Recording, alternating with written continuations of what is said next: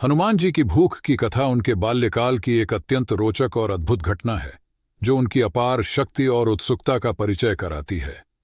यह कथा हमें हनुमान जी के बाल स्वभाव और उनके अतुलनीय साहस को भी दर्शाती है। कथा की शुरुआत हनुमान जी का जन्म वानरराज केसरी और माता अंजना के घर हुआ था। उनका बचपन बहुत ही चंचल और साहसी था। वे बचपन से ही बलवान और अद्भुत शक्तियों के स्वामी थे। एक दिन की बात है, जब हनुमान जी बहुत छोटे थे, उन्हें बहुत तेज भूख लगी। वे कुछ खाने की तलाश में इधर उधर देखने लगे। तभी उनकी नजर आकाश में उगते हुए सूर्य पर पड़ी, जो लाल रंग का एक बड़ा और रस भरा फल जैसा दिख रहा था। हनुमान जी की उड़ान हनुमान जी को वह सूर्य एक बड़ा और स्वादिष्ट फल प्रतीत हुआ। उन्होंने सोचा कि अगर वे उसे खा लें तो उनकी भूख शांत हो जाएगी। अपने इस विचार को लेकर वे तुरंत आकाश की ओर उछल पड़े और सूर्य की ओर तेजी से उड़ान भरने लगे। हनुमान जी की उड़ान इतनी तेज और शक्तिशाली थी कि वे बिना किसी कठिनाई के सीधे सूर्य की ओर बढ़ते जा रहे थे। उनकी इस अद्भुत उड़ान को देखकर आकाश के सभी देवता आश्चर्यचकित हो गए।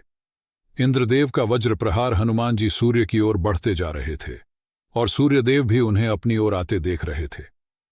जब हनुमान जी सूर्य के बहुत पास पहुंच गए और उसे खाने की कोशिश करने लगे, तो इंद्रदेव ने यह दृश्य देखा।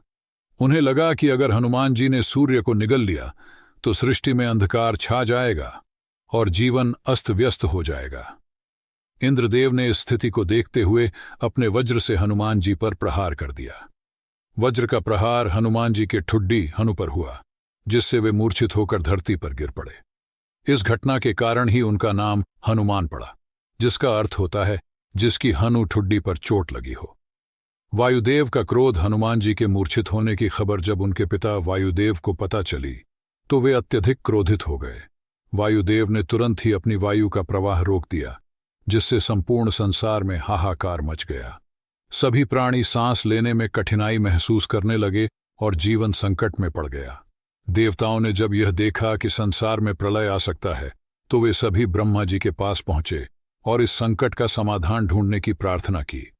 ब्रह्मा जी ने वायुदेव को शांत करने का निर्णय लिया और सभी देवताओं के साथ हनुमान जी को आशीर्वाद देने का संकल्प लिया। हनुमान जी को मिले वरदान ब्रह्मा जी और अन्य देवताओं ने हनुमान जी को उनकी मूर्छा से जगाया और उन्हें कई वरदान दिए। ब्रह्मा जी ने कहा, हनुमान, तुम अमर हो। तुम पर किसी भी प्रकार का अस्त्र शस्त्र असर नहीं करेगा। तुम्हारी शक्ति अनंत होगी और तुम जब चाहो जहां चाहो जा सकते हो। इंद्रदेव ने भी अपने वज्र प्रहार के लिए क्षमा मांगी और कहा, तुम्हारे बल और बुद्धि की कोई सीमा नहीं होगी। तुम संकट के समय देवताओं की भी सहायता करोगे। सूर्यदेव ने भी हनुमान जी को आशीर्वाद देते हुए कहा कि वे उन्हें शास्त्रों और वेदों का ज्ञान देंगे। निष्कर्ष, हनुमान जी की यह बाल्यकाल की कथा हमें यह सिखाती है कि उनकी शक्ति और उत्सुकता अद्वितीय थी। उन्होंने एक छोटे बालक के रूप में भी अपनी असीमित ऊर्जा और साहस का प्रदर्शन किया। इस घटना के बाद उन्हें अनेक वरदान मिले, जिनकी बदौलत वे अनंत शक्तियों के स्वामी बने और भविष्य में भगवान राम की सेवा और धर्म की रक्षा के लिए महत्वपूर्ण कार्य कर सके।